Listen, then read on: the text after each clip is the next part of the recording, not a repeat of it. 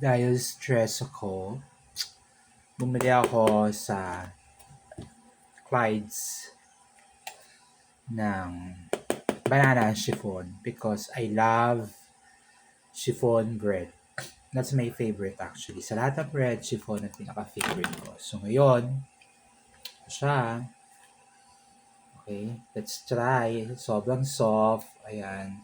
Actually, gusto kong i-compare yung chiffon ganito na bread sa Clyde's versus Bread Talk. Kasi this is 145 pesos. And I think Bread Talk is also the same 145 pesos, but hindi ko sure kung ano yung flavor nung sa Bread Talk. Alright, but this is banana flavor. So let's try. Ayun no. Masarap to sa kape. Sa tsaa, sa kape. Masarap. Papunta ako kasi sa Bread Talk kagabi sa may SM Dasma. Wala kasing available na ganito. Nakakita kasi ako ng ganun.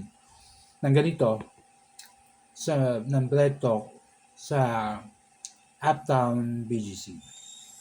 Pero sabi ko, baka may makita naman ako since sa SM Dasma naman ako, meron namang Bread Talk doon.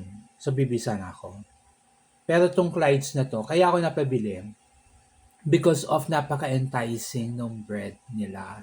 So napabili ako ng mga breads. Tapos, ito isa sa mga nabili ko. Tapos bumili ako. May nabili ako yung egg roll, ba tawag doon? Basta masarap.